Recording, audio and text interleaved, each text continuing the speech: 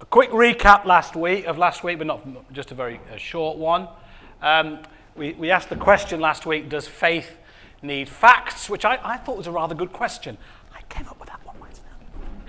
I know that because when I put it into Google, I couldn't find anything else on it. So I'm on my own on this one.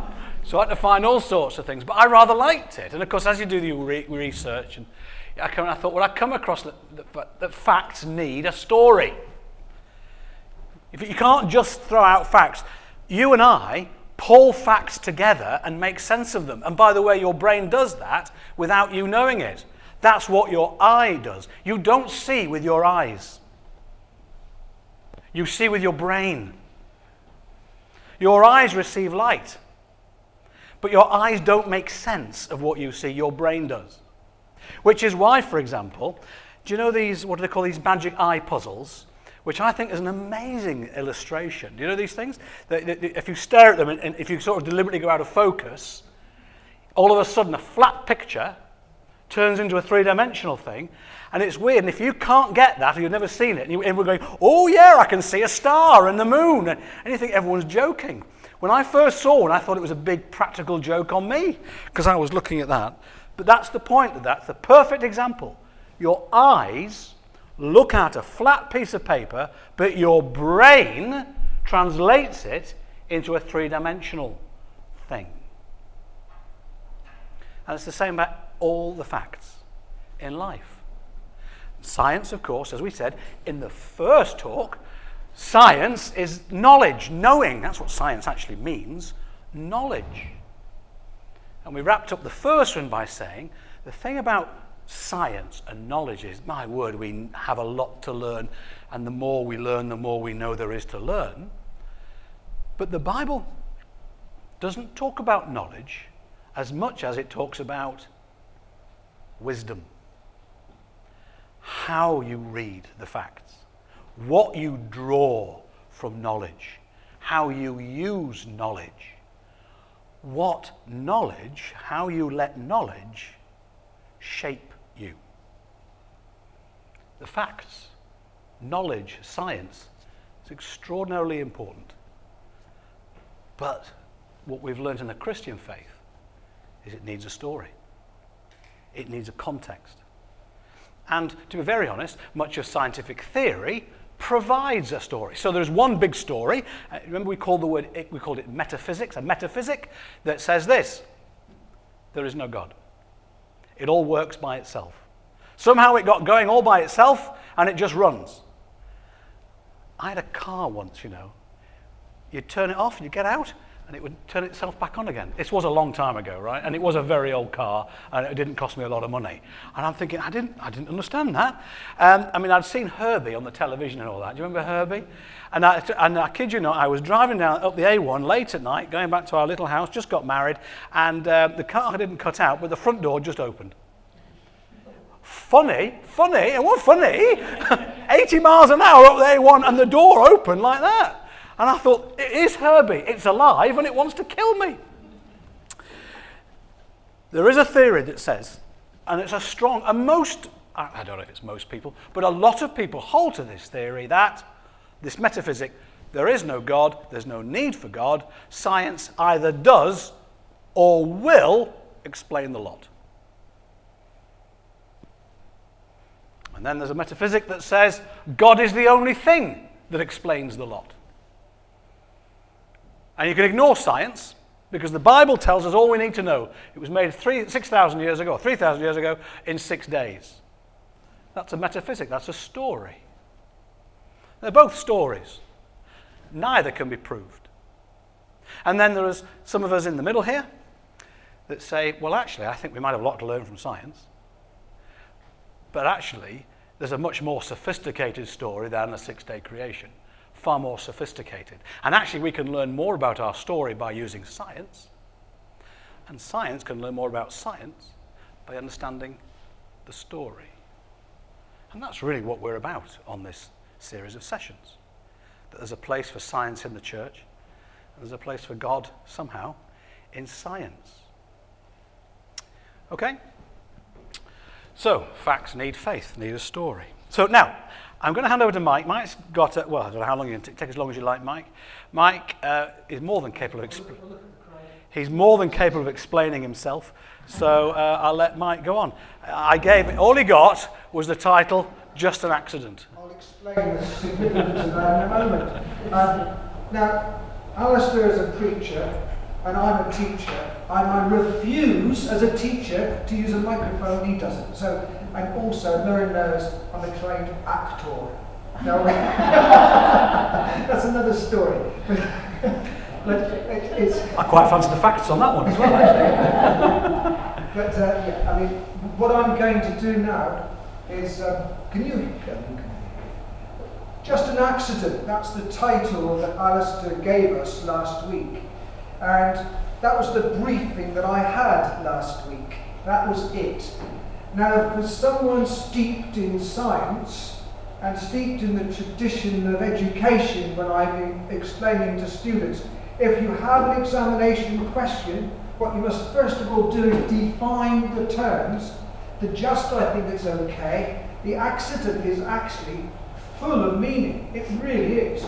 And if you go into a dictionary like the OED, which I was stupid enough to look at, there are so many definitions of accidents. There really are. And it depends what you mean about accident. It also depends on what you're referring to. What is just an accident? And this resulted in me going through a number of drafts, and I think that's why Alistair gave it to me. He wanted to keep me busy. So it made me go through a lot of drafts. The final one was called the final cut. And it wasn't the final cut. That wasn't the second one. But as Mary will tell you, I had to get an external drive just to keep all the bits together. But thankfully, I have got something together. Other way around. Other way. You're going backwards. You're going backwards. Is it one more? No. One more, and it's you. Again. No, other way. So I go. Here you are. See? Down.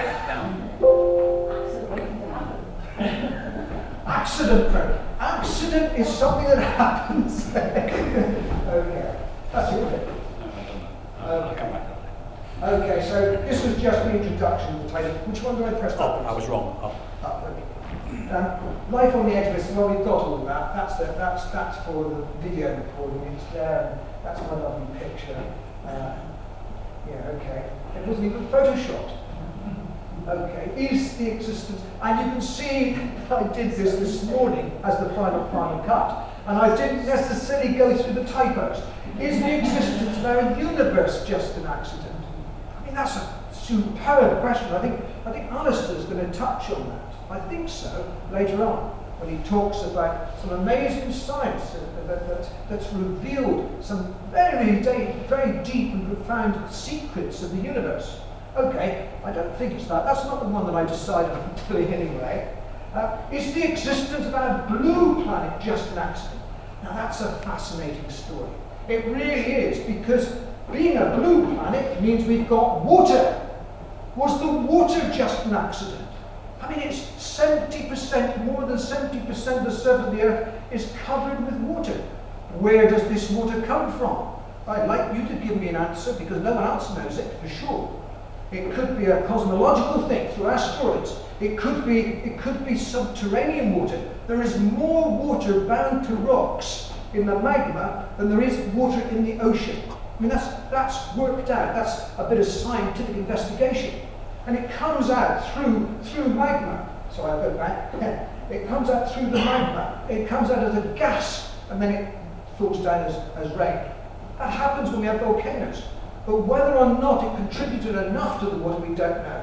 Anyway, I'm not going to deal with that. Even though this project is about exploring the ocean through science and faith, we'll leave that alone. That's for another occasion. Okay, am I, and the rest of humankind just an accident? I won't go into the details of whether I was just an accident. I'll leave that to another occasion. A different context, I think. But what we mean by that is, did I arrive by some sort of accident? It depends again what we mean by accident. It really does. Some people accuse people like me who focus on the word of trying to avoid the question. We aren't. What we're trying to do is to clarify we need to know what the word accident means. Does it mean this? What is an accident? Is this car crash an accident? As any good teacher will tell you, that's a bit about the question. Is an accident, just as one definition puts it, an unpleasant event, especially in a vehicle, that happens unexpectedly and causes injury or damage? That's a definition of an accident. I don't think I'm just an accident. Just a car. Oh, Merrin says I was, okay. But we're all, most of us who've driven, are familiar with accidents as unexpected events that cause some damage. Bear that in mind though. An accident usually implies some sort of damage, some sort of harm. And the accidents that we're going to look at this evening involves a process that actually usually is more harmful than beneficial. Okay, I'm assuming that for this session we're exploring the question, just an accident, from the perspectives of Christian faith and our understanding of science. That seems reasonable. The following definition is probably the most appropriate. That's the one I'm choosing. An event that happens by chance, or that is without apparent or deliberate cause. And again, if I was doing an Oxford paper, and I was never good enough to do that, Alistair and Merritt, if I was doing an Oxford paper, I'd spend at least 3 essays defining what chance is, and tell you that it's actually extremely difficult to define, especially randomness. It's not easy if you're trying to do it properly. We know what it means, generally. But if you're trying to define it precisely, it has profound meaning. So we're going to use that, but it might also be useful to bear in mind that, like the car accident, it's an unfortunate incident that happens unexpectedly, unintentionally, typically resulting in damage or injury. So I'm going to focus on this definition, but I'm going to want you to bear in mind that definition we could spend seriously weeks and courses on, because it's linked to genetics, and it's linked to some profound science that really only started 60, 70 years ago. Amazing about DNA and what's happened. It's going to have a deep and lasting effect on what we are and what we do in the future. But that's the source of another lecture, another talk. Okay, if we ask the question, is humankind just an accident from the perspective of a Christian who interprets the Bible literally, then there is no doubt the answer will be a resounding no. We are not just an accident. I can hear that phrase being shouted at me by various people. No, we are not just an accident, because it says in the Bible that God said, let us make man in our image, and it says, and the Lord formed man from the dust of the ground. I'm a scientist. I'm a Christian. I think Genesis is really deep in meaning. I think it's a very sophisticated, I really do, a very sophisticated story, not story, it's a very sophisticated account of how we came about, in words that we can understand, of a process that's unexplainable to me, unexplainable in words. And that's what I was told by my minister when I was at school, Reverend Evans, who was a teacher of religious studies, and when I was asking him, what is all this about? And that's how he tried to explain it to us. And he had an amazing story as a commando, an atheistic commando who almost lost his leg in the war, and I can just see him hobbling about now. So he had a religious experience, but it was an experience that enabled him, if you like, to be a minister. But he is also a person who certainly didn't take the Bible literally. And I think one can get profound meaning from looking at it, looking at the words at face value. I can't do that because I'm a scientist. You may think that's odd, but I'm a scientist. I've been trained and brought up to be skeptical, to question things, and I've been trained to look at things beyond that. One can accept that, but that's your evidence. If you do that, that is the evidence you're using. And I have been in conversation with people many times when I've tried to explain my position, they've explained theirs, and we'll chat and we'll go on to something else because we have to agree to differ. We really do. So, and that's not a problem, because we have fellowship based on something much deeper than that. It shouldn't become a stumbling block, as Alistair said to me at one time. Okay, so that's the extreme position, if you like, and every Christian Every person of faith, if you were to investigate it, they were to be honest, will have a different opinion of this, a different view of it. There isn't one Christian view. We're all Christians because we are followers of our Lord. That's what we're trying to do. Okay. This is the other position. I don't know if you've heard of this chap before.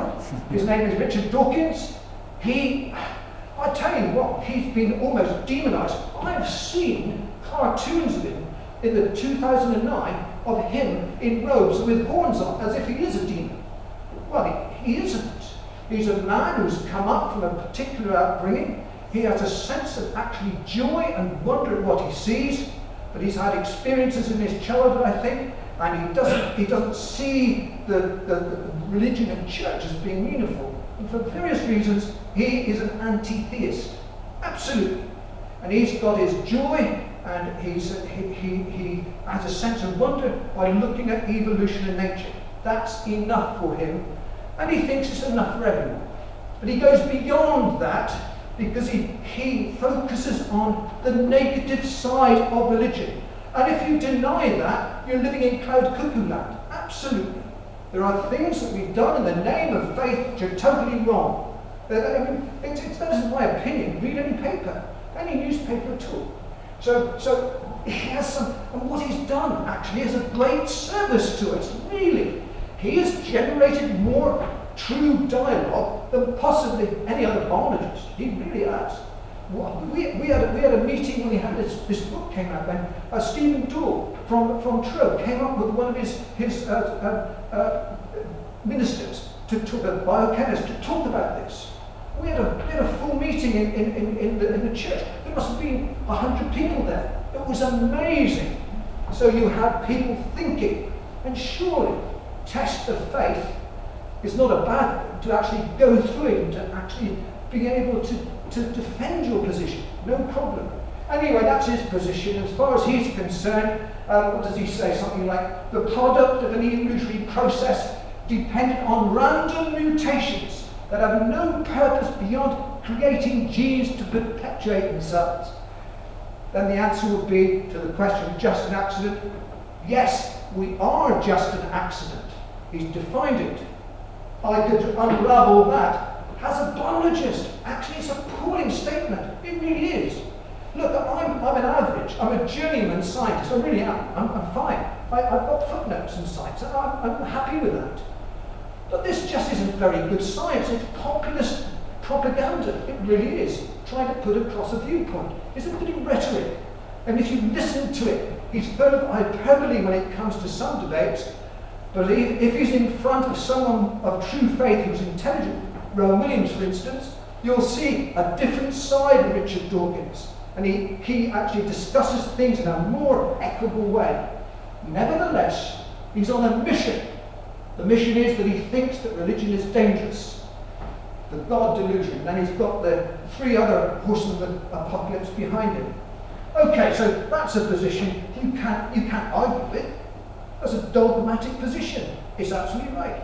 There is nothing, he's saying there is nothing but material things.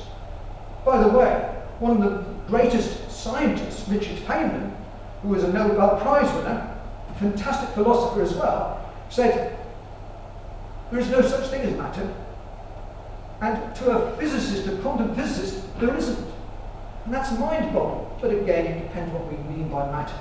And we won't go there because your brains will give up. Okay.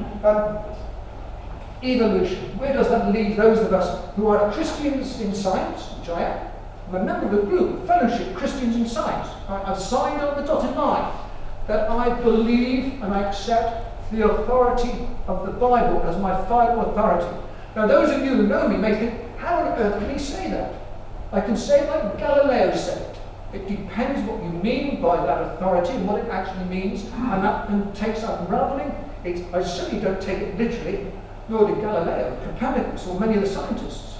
No scientist who is really searching for truth would take it literally. That doesn't mean they won't accept it as a deep and meaningful story, the Genesis story, for instance, which we're focusing on a little bit, as much as anyone else. I would say sometimes their understanding could be deeper.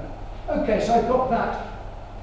and also accept the evolutionary process as being the best explanation of how we came into being. I'm a scientist. I will change my mind tomorrow about that if you can give me sufficient evidence. Well, John Polkinghorne once said that. So John Polkinghorne, a quantum physicist, said, if you can give me the evidence that these things are wrong, then I'll change my mind. I'm a scientist, liable to change. That's one of the greatest strengths a scientist has got. It's also one of the greatest weaknesses. Because if you're debating Richard Dawkins or someone else who's dogmatic, they're certain about what they know. And they look at your uncertainty as a weakness. It's not. It can be viewed as a weakness. I regard it as a strength. Now, of course it can be a weakness. You can, cave in, or you can set wobbly theories, all sorts of things. But that's the situation that I'm in. And I don't pretend in any of these reflections to give a scientific view. I give a personal view as a Christian, as far as signing the documents and having baptism and confirmation and coming to church and trying to follow Christ. I'm a Christian, being asked to follow. I'm also a scientist. I'm a qualified scientist, and I've done the training. I've got the letters after my name. It doesn't mean anything in itself, but basically that's all you get. But I'm a Christian in science. Okay, well, someone is trying to be a true scientist. I believe that I must follow the evidence wherever it takes me. Merriam will recognise the phrase there because she's got someone she's working with who, if they come up with a question, would say, where is the evidence? Someone who's dealing with a very subjective phenomena, such as the effect of blue environments on mental health, which can be woolly, but he wants to follow the evidence, and he gets the evidence to follow, saying that blue health, if you like, the blue environment is beneficial to health. So follow the evidence. And as someone trying to be a true Christian, and I say trying, that's all, Miriam will say I'm very trying as well, I've been invited to follow our Lord wherever he takes me. Now that, we know where that might be. Any of us who actually look at the Bible and see where it's taken people, and thankfully it doesn't take everyone to the same place, because we have different journeys, but wherever it takes me. Okay. Following the scientific evidence, I'm happy to accept evolution as being the process by which I have come into existence. But the evidence doesn't prove beyond reasonable doubt that evolution is a purely random process. And I can give you scientific evidence to that. Scientific evidence by atheistic scientists or people that don't even are indifferent. I mean, indifference is probably the biggest enemy of faith. But they would say that they have shown that in the general sense of the term, the process of evolution is not a random process. It really isn't. It depends what you mean by random. If you mean it occurs by some chance, that's so. If you mean, someone said God doesn't play dice with the universe. I don't want to be too flippant, but actually, in a way, the dice may be loaded. So you have these chance factors. It's a model, that's all a metaphor. You have these chance factors, and the result, if you've got loaded dice, it always goes to the house, the person who's controlling it. So, but individual events are randomized. We heard a talk last autumn, a talk by David Huntley, about a physical process of how sound ripples occur on the beach. And it starts as a random process. It uses a mathematical model which has what's called a stochastic element, which means it's random factors. So it'll run it again and again, and it's randomized. Don't worry about it, but you get one attempt, if you like, of what happens with the particles, then another, and he's got millions of them, if you remember. Put them all together, and you get order out of disorder from a random process. And we heard in that talk that a lot of processes, including how our fingers form during development, are random processes at the quantum and molecular level. Look, my hand, well, all right, don't look too closely, but it's not a random structure. It's got function. And that's mind-boggling. What's mind-boggling isn't that it occurs at one level, it occurs almost at every level, from the submolecular to the cosmological level. And it's perhaps we're looking at it wrong, perhaps we're diluting, but that's what we see at the moment. Order out of disorder, order out of chaos.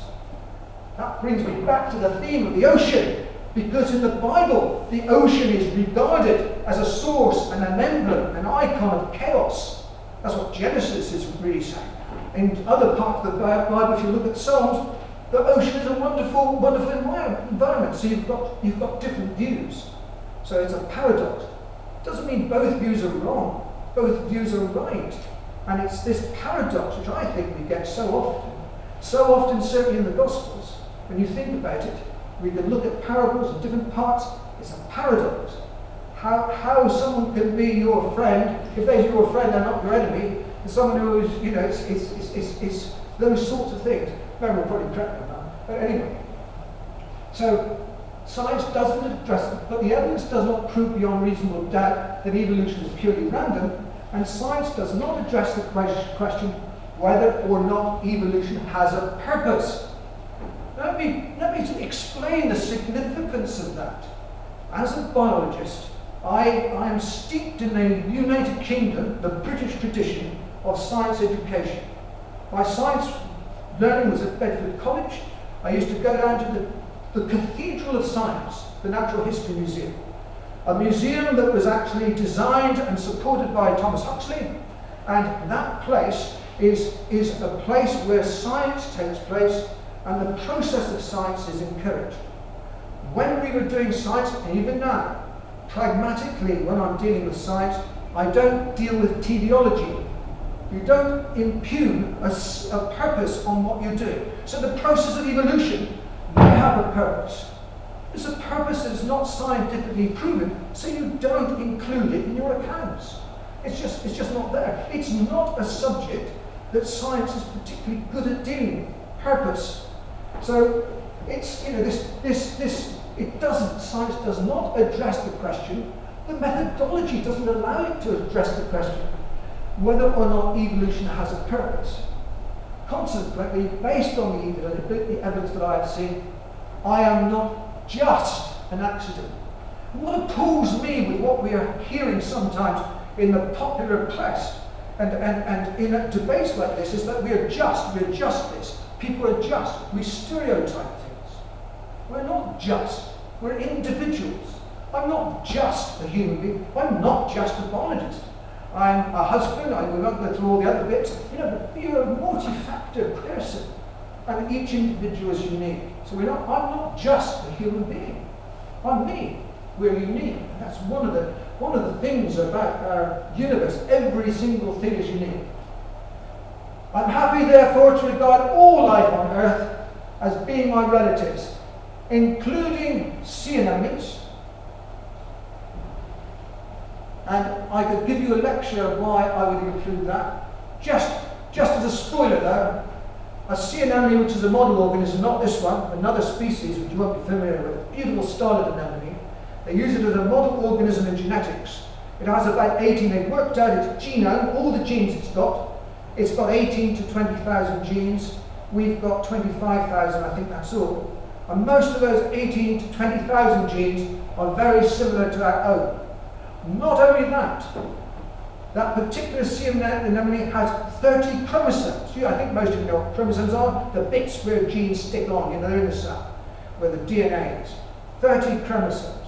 We have, I think it's 43, something like that, if my memory serves me. And the position of the genes on the chromosome, is very similar to the position of those genes on ours. Now you won't notice the significance of that because it's only coming to light now. The genes that affect us are not only affect us by their DNA, their structure, but what's next to them, their neighbours. So they interact with each other. So a gene is not an independent structure. It actually depends on its action by genes around it, which can switch it on and switch it off. We're seriously only at the very beginning of understanding genetics. And it's unraveling new things which really question this idea of whether genes are random. Anyway, meet marine animals. I'm happy to call my relatives. This beautiful snake locks, this strawberry anemone, you get that down, it pulls low down the shore. It's beautiful. When it's out like this, you would hardly believe that it's an animal. And of course, my friend, the Celtic sea sparrow. I'll stop there because I'll start crying if I'm not careful. And even worse, I might go off and do another hour lecture on Onkydella Celtica. So I'll stop there. Thank you, Mike. That's great. So that's interesting, isn't it? Some say I am not an accident. Others say, yes, we are an accident, and I'm proud. But Mike's very subtle distinction is I'm not just an accident. There is some randomness in this. And again, I'll just add to that, because that's tremendous. The three scientists who I know quite well are David Wilkinson, who's the leader of this project up in Durham, who's my tutor at college, Mike, of course, and Andrew Steen, who I've mentioned before. I was at university with him. Never understood a word he was talking about then, still don't. I said to him once, did you build the Hadron Collider? And he went, well, I'll tell you this, Al. I know a lot more about it than you do. So, well, you're dead right there, mate. That's absolutely true. But Andy, he's interesting. When he looks at the word random, he says it's a mistake to take the word random and just say it as chance. Random actually is room for, you talk about order, like the random nature of waves create beautiful wave patterns at Pol's Eth. If you've seen those ripple patterns, there's no accident. The random nature of the waves create that. They're never the same 2 days running, but they always look very similar, because there's a beautiful order within the randomness. Andy says, in creation, his observation, he's a quantum physicist. He says random is actually an opportunity for creativity. Actually, it is remarkable that there is an opportunity, because random, just as Mike says, doesn't mean anything can happen. Your hand isn't going to turn into an elephant. When a baby is born, we know there are occasional mutations on people's limbs. But actually, within the parameters, it's random, but within parameters. So, I'm going to show you, I'm just going to show you a few videos now, and let's just see how we get on.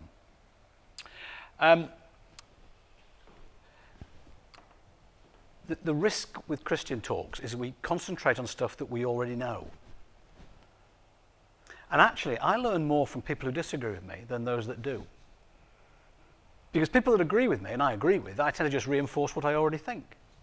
Which is why the first session we did, I told you about some very ugly opponents and very powerful arguments. And actually, I find that far more stimulating than someone who's going to tell me that God is nice and loves me.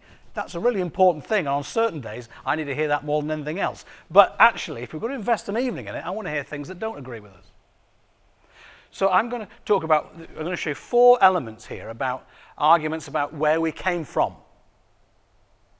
I'm going to talk about what happens before the Big Bang, because everyone asks that question. We're going to have a little look at the beginning of everything, which our little title these days is The Big Bang, and I'll show you a couple of very interesting facts about that. Then I'm going to talk about the origins of life, because the Big Bang only talks about how the planets got here. Then there's the origins of life, and then there's how did humans come out of that. So we'll have a little bit of work on that. Let's see how you get on. I've tried to make these entertaining. Some are slightly lighter. There's only one I'm nervous of, but the others are quite good. And let's see, I think these are good, and this is where I learn my stuff from anyway. So let's have a look. So this is the bit before the Big Bang. So before the Big Bang, the creation of stuff, life, and humans. Oh, they are. There are plenty of theories about how our universe began, but currently the most prevalent scientific theory is that everything came into existence at a single moment known as the Big Bang. But if everything was created at this one moment, what came before the Big Bang? As our understanding has developed, we've come to realize that our universe is expanding, and with our current technology we can say with relative certainty that the Big Bang occurred about 13.8 billion years ago.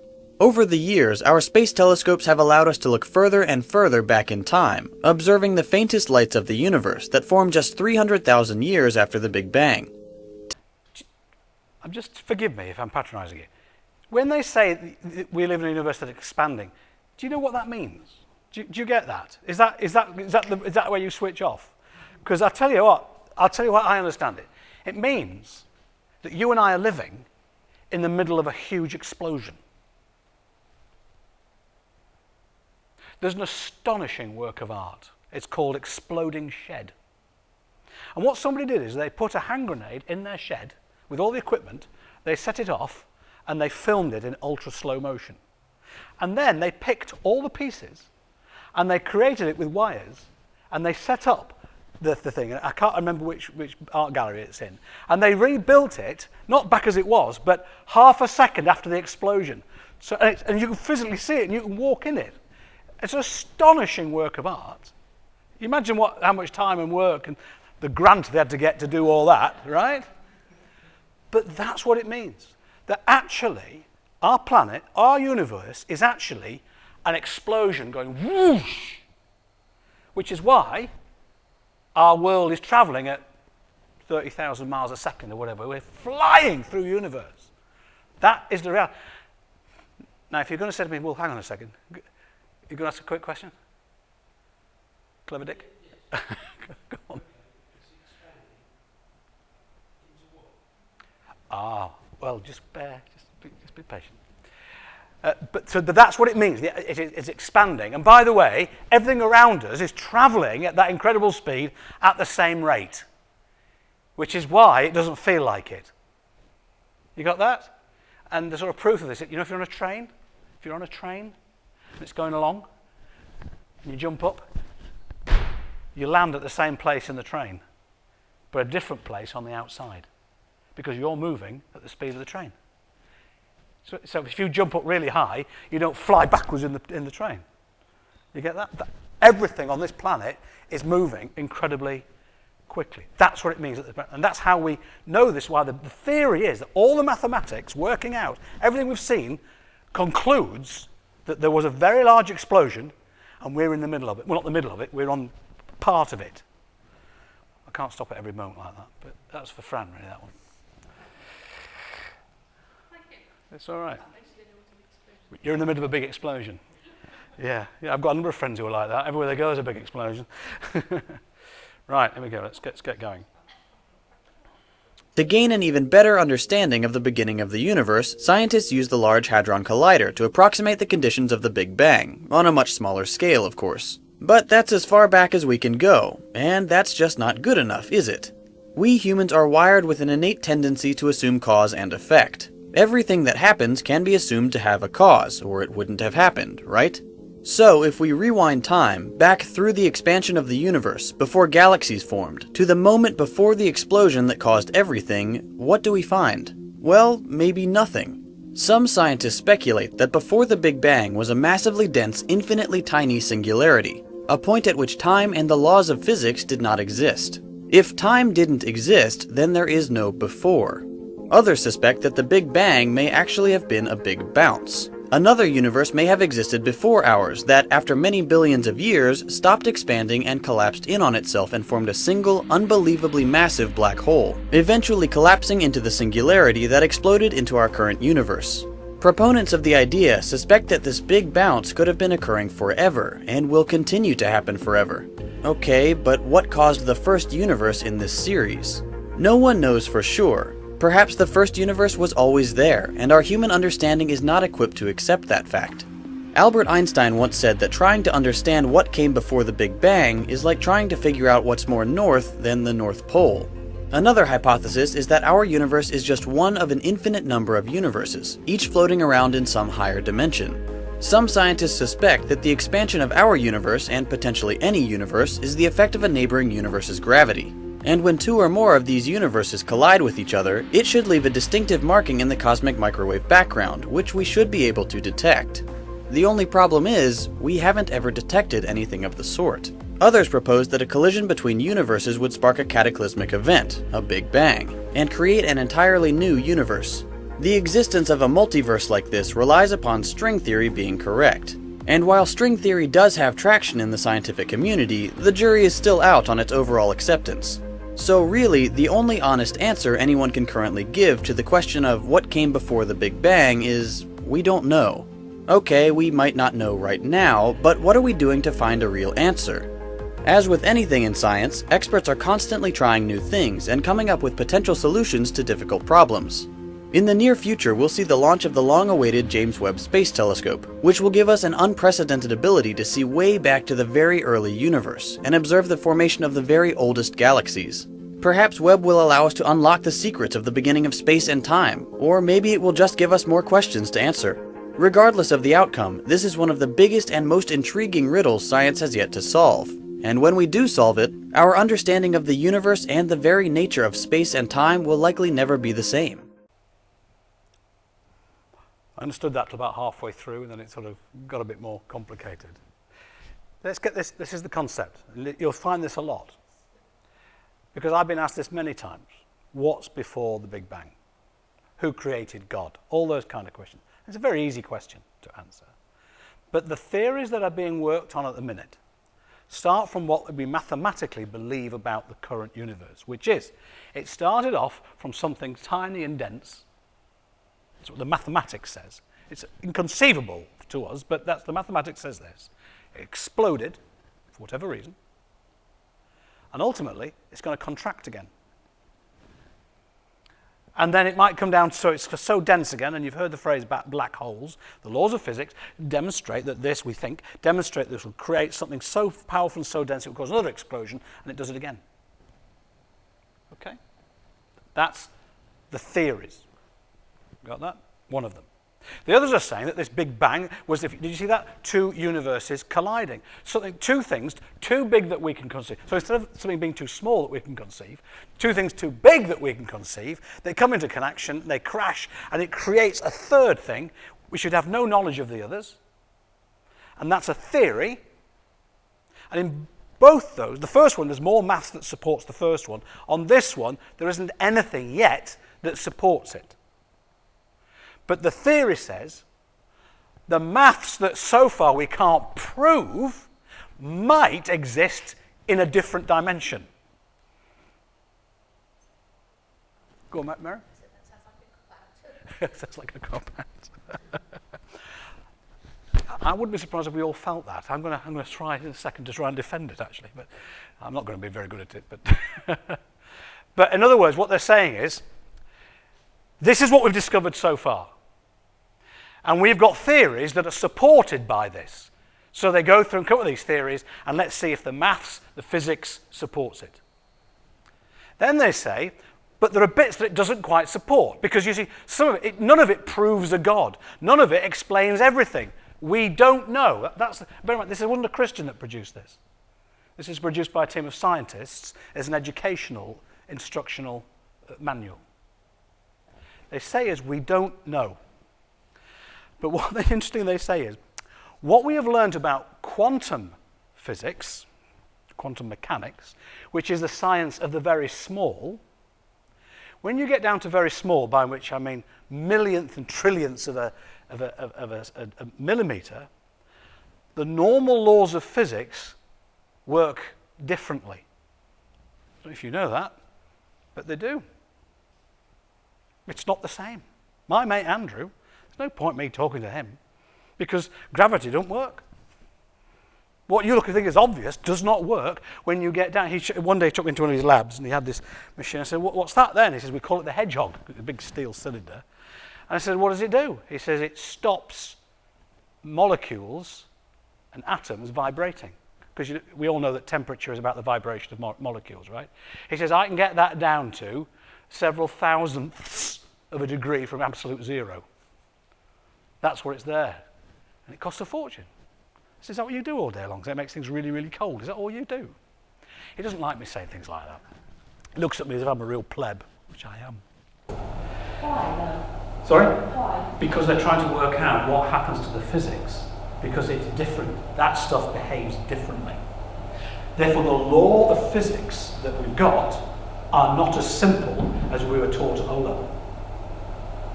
It's more complex. And by the way, they're now discovering that when you get to really big, really fast, really hot, really big, the same thing happens. And actually, there are certain rules about physics that you think of, just doesn't happen. Now, you know a little bit about this. I've never understood capillary tubes, you know. You put water in them and they go up. There are certain things. When I'm doing some of my painting, you know, I put stuff into a little narrow channel, and the stuff goes both ways. Now, again, that's a crass illustration. But the point being here, what we think we know is actually only within a small limit. People like Andy and others see it on a bigger scale and realise there are more laws than we knew. I think your question could be interpreted another way. Why do we do it? Why do we do quantum physics? I think that's it. But I can explain that. Your phone that you use, most of the videos that we have are based on an understanding of quantum physics. Your eye works on quantum physics, not normal physics, because a photon of light will hit your retina, a photon of light, and as an effect it will behave in a quantum manner. So those quanta, that's why you can get processing on your phone to create seriously the amazing images that Alistair has got for his sermons. That's based on quantum theory, so it's an application.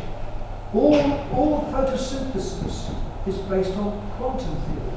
We look at the macro level, of course, the leaves and so on, but at a micro level, at a micro level, it's all to do with hydrogen atoms and all that sort of, and even components of that, electrons, movement of electrons. They don't behave in the same way as Newtonian mechanical laws, quantum particles. So, it's an amazingly relevant thing. But a lot of it is based on theory. The theoretical physics is mathematically sound, but whether it's correct or not, because there are lots of competing mathematical theories that are mathematically sound that need to be tested. That's what Einstein did with his relativity theory. It was only a theory until it was tested. Okay, you don't have to listen to the next 90 seconds, but if you want to, just forget this, tune out this bit if you want. These little laws, or these massive laws that are bigger than the Newtonian ones, are almost impossible to even measure. In fact, you can't measure the specifics. They react. It's a bit like, you know, sometimes you try and control something and you press it and it moves, you can't touch it because they're difficult. That's how I best. So what they do is they basically take a series of averages of movements. And that's what string theory is, that stuff that cannot be measured is measured in the average. And then all of a sudden we've got some say, we know something about the minuscule, the incredibly small, and it tells us new things about society, about nature. But they're still only theories, because it's done on average rather than specifics. What I get really alarmed about this, you think, oh, I'll get a grasp on this if I sit and read a book. You realise, these people are really clever. Okay, so just a few of these pre-Big Bang theories that are around, right? The Big Bounce, that's a nice one, isn't it? There's like, boom, boom, we're part of that, you know? But each of these are several billion years, right? It won't trouble our grandchildren, or us. Then there's the other one, this is very popular out there, is the multiverse, that there are other multiverses which have different scales. They're bigger or tiny or whatever, and the laws of physics may or may not be the same as they are with ours. We don't know that. None of that has been proven.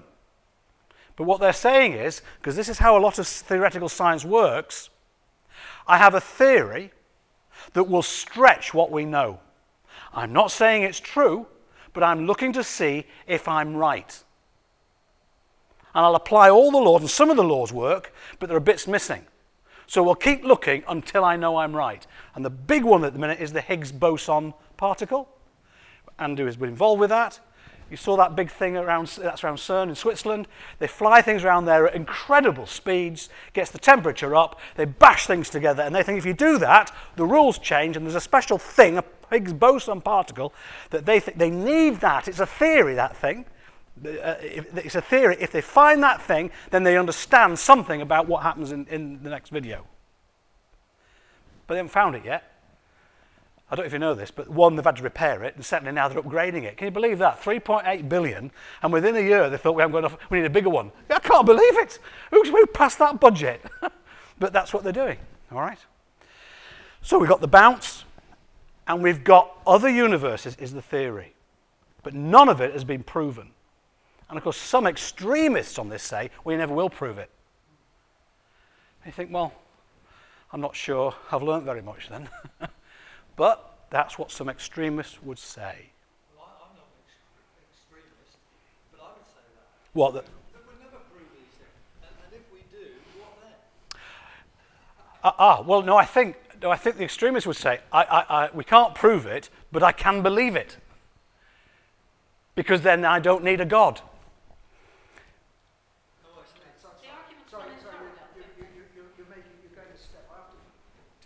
Dip away. They don't do it so they don't need God. There must be some. But the reason why people are doing it is because they are still searching for the truth. And they're refining, and they'll continue refining. The fact they can't prove it doesn't mean that their journey isn't important. It means they get a more refined model of what they're about. Yeah. And that's what they do. It's a continuous process, science.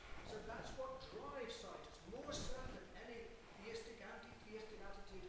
That's what a pure scientist works at. His curiosity, his drive. Where that comes from is worthy of another question. You know, one could say that our curiosity and our love of the universe comes from God himself.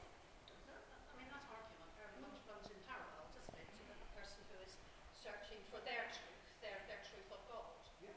I mean, you could have flipped the coin, couldn't you, with what you just said? Absolutely, Fran. And I think that's one of the things, I'm glad you got there, because we're going to keep coming back to that. It's only the extremists that say this to disprove God. There are those who say, God could be in the multiverses. Wouldn't that be amazing if we found that? Now, and they're saying, I have to follow where the evidence is. There are gaps in our knowledge that's explained by an unlikely theory. But you see, it was pretty unlikely that people would fly 130 years ago. It's incredible what we've done. There is a famous story, it's apocryphal because I've done the research into it, that the New York Patent Office in 1899 at their board meeting suggested closing because they thought no one could ever invent anything anymore. Everything must surely have been invented in 1899. Now it's actually apocryphal, but it was a humorous article written about that, saying that they ought to consider it. But we do find it very difficult to conceive certain things. Okay, so the two things from that is, there are theories that aren't yet proven, but people are looking, not to disprove God, but to discover where God may be, and they're following where the evidence so far leads. But they go ahead of the evidence and say, let's gather the evidence here. And then those with integrity, which is the majority, will say, it's not proven, let's walk away. Because this afternoon I put in, superseded scientific theories. It's a long list, you know. It's a long list. Scientific theories that are no longer believed to be true because the evidence has proved them wrong. Got that? So, beforehand, what's the key? And the key answer is, no one knows for sure. We're nowhere near knowing that, despite all the work we've done on it. Okay, Big Bang. I found this quite interesting. Before we do that, the word epoch. What's that word? Epoch. Do you know how Americans pronounce it? No, you're going to find out. Because I thought, she doesn't know what she's talking about. So I looked it up, and apparently Americans don't say epoch, they say epic. Did you know that? I didn't know that. So try not to let that switch it off, because it's a very good one, but she keeps talking about epics whilst I'm looking at the word epoch. I tell you, when you go home tonight, that's the only thing you remember. I bet you. The universe is everything. From the tiniest particles, to the largest galaxies, to the very existence of space, time, and life. But how did it all begin? The origin of the universe is the origin of everything. Multiple scientific theories, plus creation myths from around the world, have tried to explain its mysterious genesis. However, the most widely accepted explanation is the Big Bang Theory. The Big Bang Theory states that the universe began as a hot and infinitely dense point. Only a few millimeters wide, it was similar to a supercharged black hole. About 13.7 billion years ago, this tiny singularity violently exploded. And it is from this explosion, this bang, that all matter, energy, space, and time were created. What happened next were two major stages of the universe's evolution. Called the radiation and matter eras, they're defined by key events. How can time come out of that? Do you understand that? Do you understand that? It's a hard one, that. Do you want, just... All right. Well, let me just, again, I'll really help you quickly, right, on this very simply. I can't really explain it, but it's all about what Einstein discovered, the general theory of relativity. It's all about this thing that we're moving. We're not stationary. We're moving.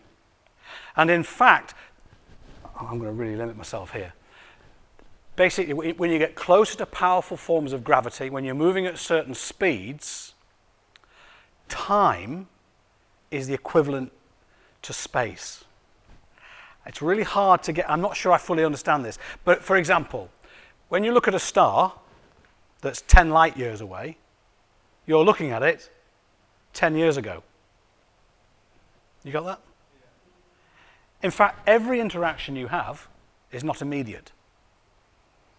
Some of you might know this. How long does it take for the sun's rays to land on Earth? I can't remember the number, but it's about 3 minutes or something. So when you look at the sun, it's not now. It's as it was. And you know something about this, about the speed of sound. You know that, because you hear it all the time. Light is the same. And again, I can't get my head around. I'm really sorry, you need someone better than me to explain that to you. But it basically means, what they're saying is that matter, space, time, and energy are all wrapped up.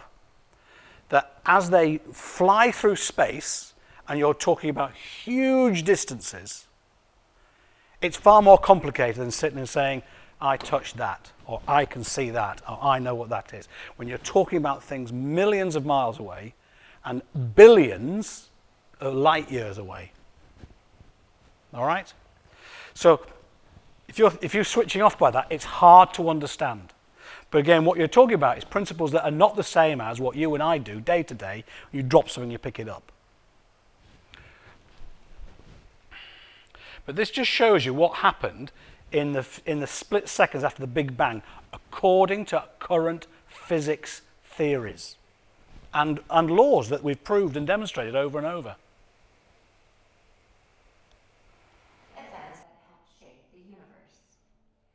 First came the radiation era, named for the dominance of radiation right after the Big Bang.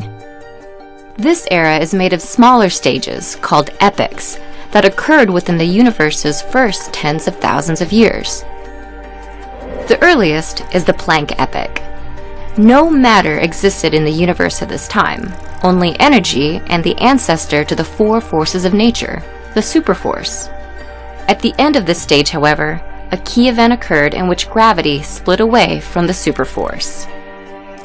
Next came the Grand Unification epoch, named for the three remaining unified forces of nature.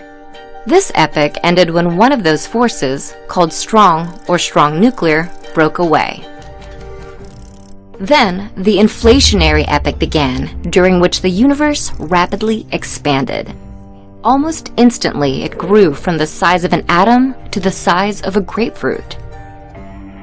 The universe at this time was piping hot, and it churned with electrons, quarks, and other particles.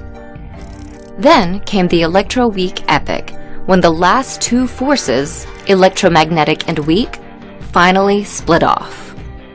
During the next stage, the quark epoch, all of the universe's ingredients were present.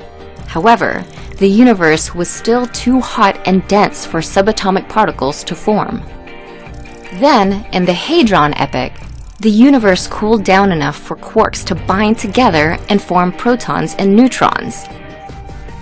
In the lepton and nuclear epochs, the radiation era's last two stages, the protons and neutrons underwent a significant change. They fused and created nuclei. And in doing so, they created the first chemical element in the universe, helium. The universe's new ability to form elements, the building blocks of matter, cued the Matter Era. Much as the name suggests, the Matter Era is defined by the presence and predominance of matter in the universe. It features 3 epochs that span billions of years, the vast majority of the universe's lifespan, and includes the present day. The first was the atomic epoch. In this stage, the universe's temperature cooled down enough for electrons to attach to nuclei for the first time. Called recombination, this process helped create the universe's second element, hydrogen. This hydrogen, along with helium atoms, dotted the universe with atomic clouds. Within the clouds, small pockets of gas may have had enough gravity to cause atoms to collect. These clusters of atoms, formed during the galactic epoch, became the seedlings of galaxies. Nestled inside those galaxies, stars began to form, and in doing so, they cued the latest and current stage of the universe's development, the stellar epoch. The formation of stars then caused a tremendous ripple effect and helped shape the universe as we know it. Heat within the stars caused the conversion of helium and hydrogen into almost all the remaining elements in the universe. In turn, those elements became the building blocks for planets, moons, life, everything we see today. This ecosystem of everything was only possible because of the many stages in the universe's development. While countless questions about the origins of our universe remain, it's only a matter of time for some long-sought answers to emerge. Now, I don't expect you to remember all that, but you recognise certain terms. What you've got there is these molecules. The concept of a molecule came out of this astonishing explosion. Things happen to molecules under pressure, heat, in split seconds. And the theories that scientists have been developing over years explain this. And so far, the theories, the explanations, this is the best and most credible story that they've got. I mean, it's not an easy thing to watch to be entertained, but I look at that and I recognize bits and pieces. But what I do think is there's been some really diligent, godly work to think this through. When I look at that, I'm not sure I see less of God. I see more of him. Because if God's as great as the songs I sing about him, this is a doddle for him. But for us, it's got our best minds on it.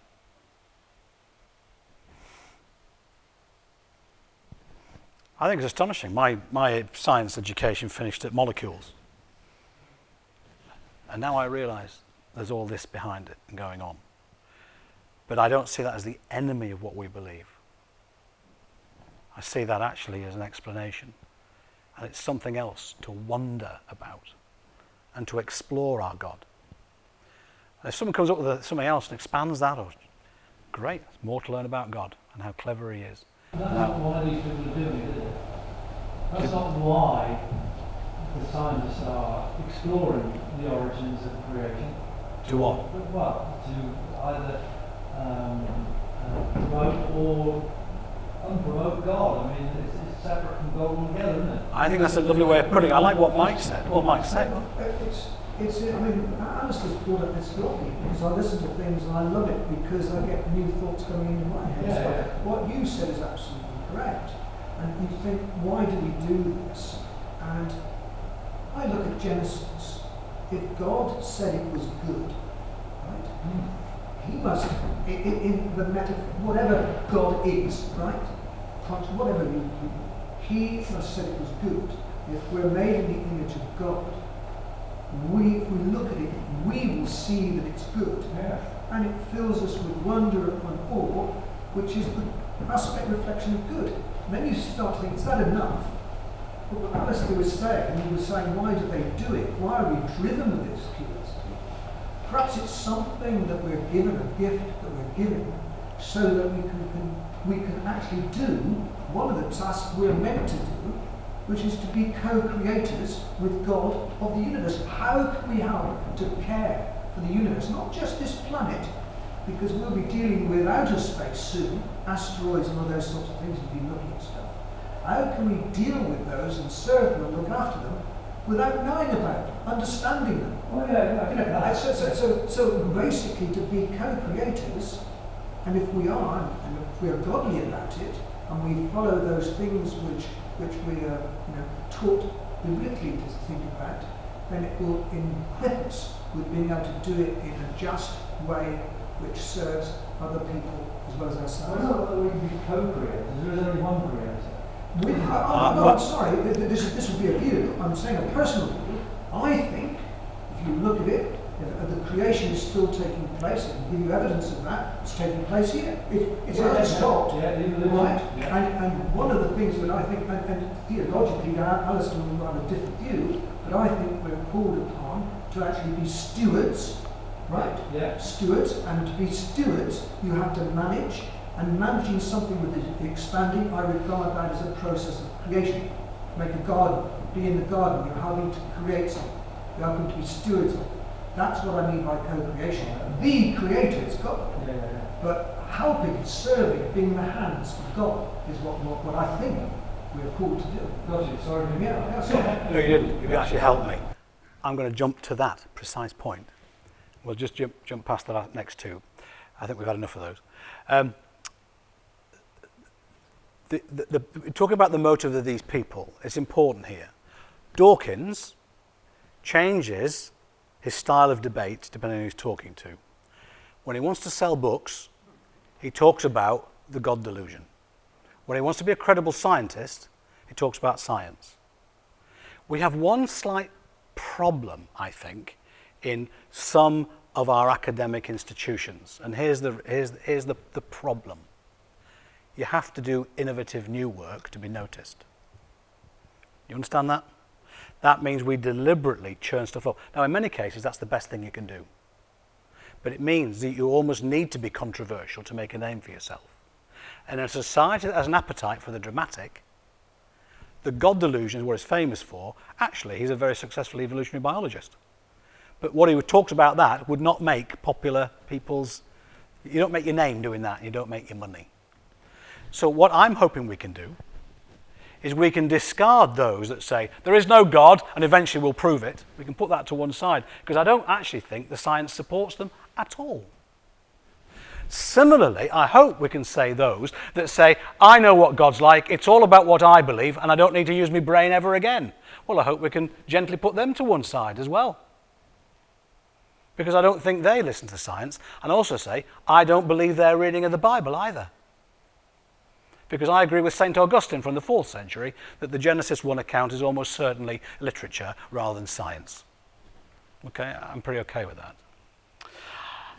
We've got 10 more minutes, and what I'll do is I'm going to jump forward, if I may.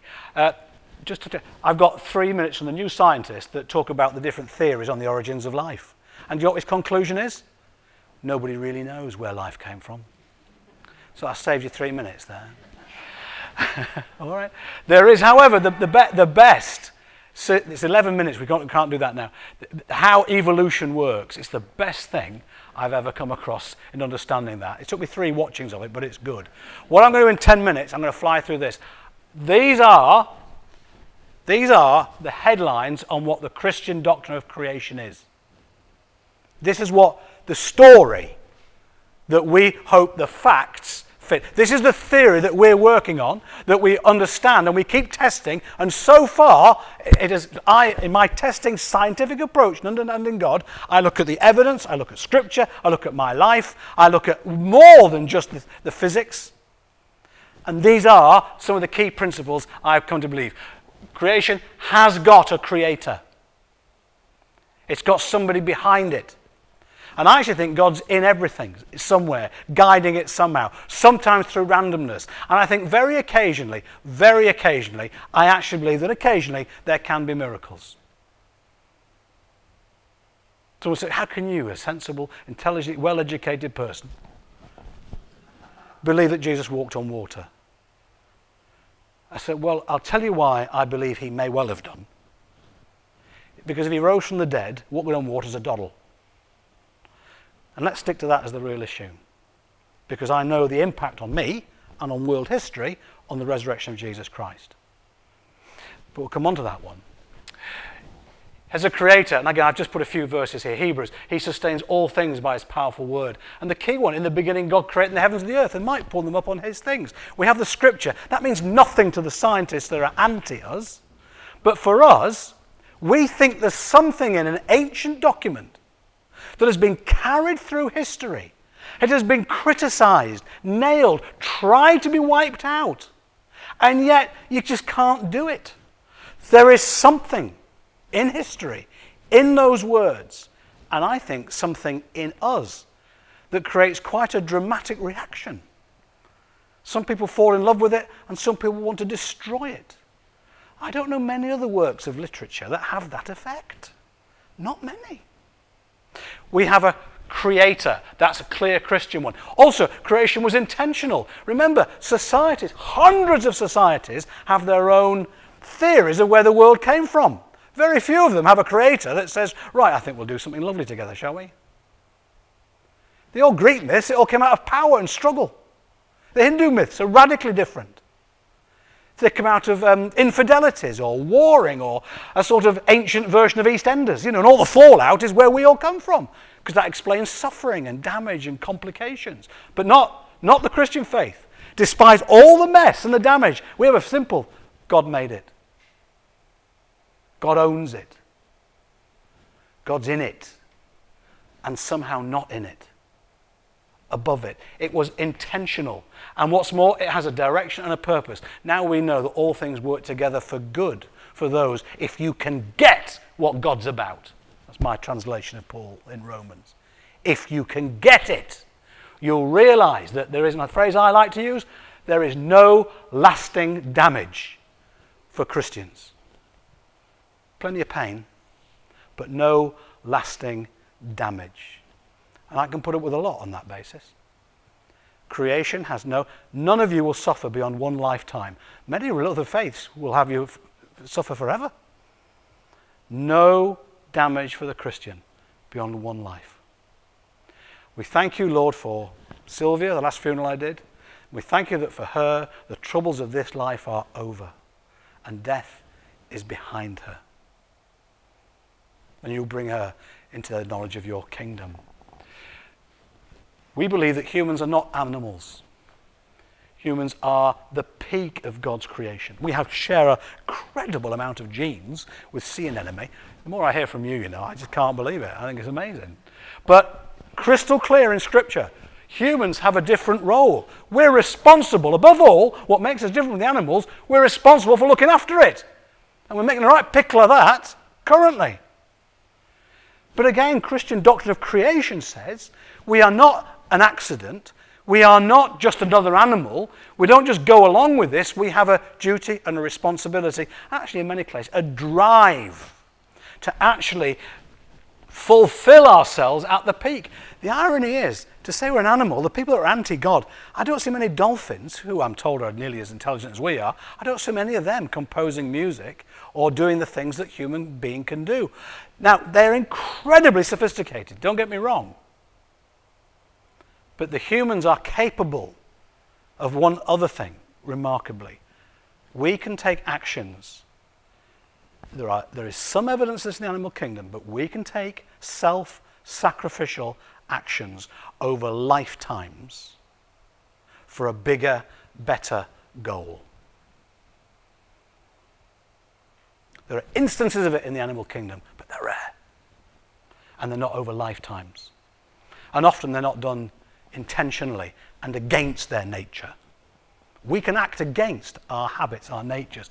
We are its peak. Now here is a shocking thing that scientists who are anti the church can't. Creation has been entered by its creator. Entered by its creator. I think science has a real problem with this, but art has no problem with it. That's why worship is not full of scientific equations, but it is full of music. And it is full in our church. Some of the greatest works of art are in our places of worship. Because we're talking here about the art. And I've shown some of you that lovely little book. It's a kid's book. I've never found anything better, called The Good Artist, where an artist decides to draw a picture. And what he wants to do is for it to come alive. My father was a model railway enthusiast. Why do you do that, Dad? He says, I like to make pictures that come alive. And I imagine myself in it. And I said to him, oh, Dad, I wish I could go for a ride in one of your trains. And he made this picture, and the artist, he wanted to come alive, and they do come alive. We have stories, Pygmalion, we have Pinocchio, all these stories in works of literature. And they come alive and they rebel against their maker. And they hate the maker. In fact, they ignore the maker. They misbehave, and this little story is the same.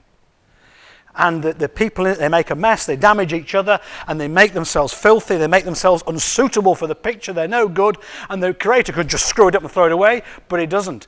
He draws his son, and his son, the creator's son, goes into the picture, and he shows them how to rub out all their mistakes, all their sins, all the damage, shows them how to repair them.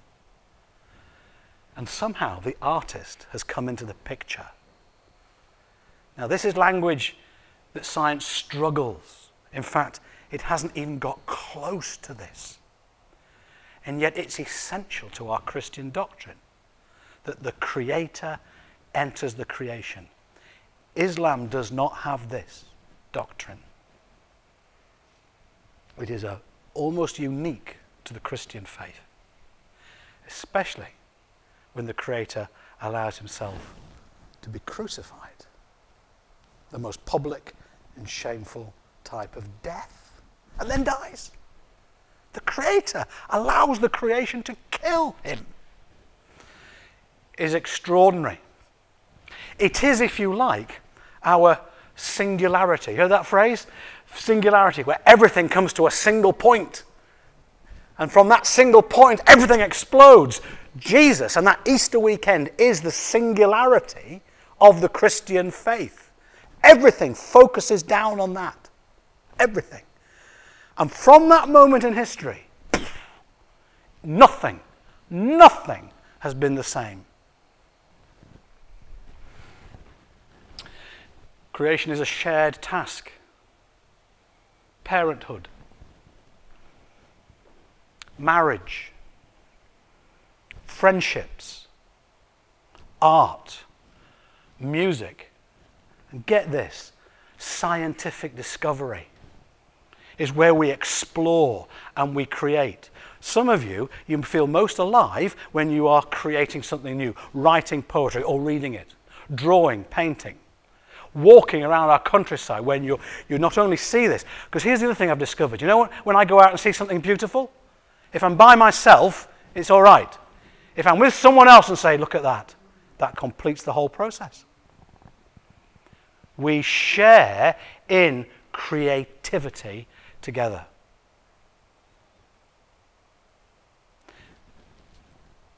A friend of mine said, where's the creativity in some of our churches? It breaks my heart where you see nothing new and fresh in the church, where we're singing the same songs over and over and over. Why do you think I keep bringing in new songs bit by bit? Because actually, God shares in this view of creation. Actually, most of it have been very well received. We want to be trying fresh things, new things all the time, because God shares that job. But here's the other thing. Creation is groaning. It hurts. It ain't right. And they use the image of childbirth. It's awful. It's painful. I've only been at the business, never been at the business end. I was at the wrong end 3 times. My job was sandwiches. And I was very good at that. I was very, very good at that. And I'm told it's just awful. More people here will know than I about it. But it's worth it. But you just wish it wasn't like that. Wish it wasn't like that. And that's the great image, the starting point for understanding the flaws in creation.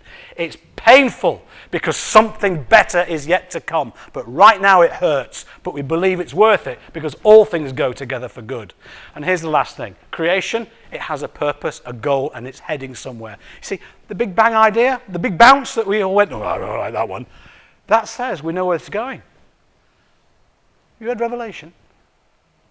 Revelation says, new heaven, new earth, and I'll wipe every tear from their eyes. Do you know, on a bad day, sometimes that's the only thing I can hold on to. And it doesn't surprise me that science actually has similar language. Following the evidence, looking for what it's there. The mistake we make is to use science to prove there is no God. Or to say God and use him to say science is dangerous. Science is not. It is our great ally. John Lennox, the professor of mathematics at Oxford, he says this: I study science because I'm a Christian. God gave me my subject because I can explore him through science. And most scientists I know, especially the three I know well, will say precisely that. Mike studies little green bits of plastic in the sea, onky donkey wonky delia, that's what he does, and all the stuff that goes with it. Andy studies string theory and quantum physics. David Wilkinson, did you see the fourth phase? He's one of the world experts on how helium came about in the first second of the Big Bang. He's a committed Christian, Methodist minister, and local preacher. And he loves his God more because of what he learned about the first second of the Big Bang. All right? Don't use them to destroy each other. We actually use science to love God more. I think that's enough for tonight. Not quite. I'm not going to do any more teaching or preaching, but just want to point out to you why we're doing this event like this. It's because we've got a vehicle, the grant, the Equipping Church Leadership in the Naked Science. It's equipping church leaders like Alistair, like Fran, and like anyone who's involved in church leadership, which actually most of you are. But interestingly, the scientist in the congregation does not have to be a member of the church, doesn't have to be a Christian. It has to be just someone associated with the church. And I think the purpose of that is to create a dialogue between church leaders and scientists. What I'd like to say to you tonight is that for me, I mean, this project isn't just about us because it wouldn't work, but for me tonight, I've learned a lot from Alistair. It's reinforced my love for science, but it's also given me an insight into the scripture much more in relation to science. And I think that's what it's about. So I thank Alistair very much. I mean, tonight, all the way through, but tonight bringing those things together where we've touched on actually extremely profound topics that take people lifetimes to investigate. We've only touched on. But thanks so much, Alistair. So, thank you. Very good. So we don't need to talk about William Paley or any of that. In fact, we'll look at that next week, and we don't need to do that. So next week, Monday next week. Have you got that, Janet? Monday next week. Same place otherwise. And there we are. What we are and who we are. Do you know, I have never been nervous of physics and biology in challenging what we believe. I'm far more nervous of psychology and sociology. I think they've got some telling things. And they land some heavy blows on us. And I think we've still got a lot to learn. The preacher I had has had the biggest impact on my life, apart from my dad.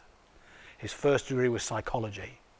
And he ruthlessly studied that and came back and said, you know, sometimes we explain some of our experiences, actually, it's just psychological phenomenon. And I think we need to get hold of that. We'll look a little bit at that. I'm not an expert on this. I've only got 3 days to give it come one.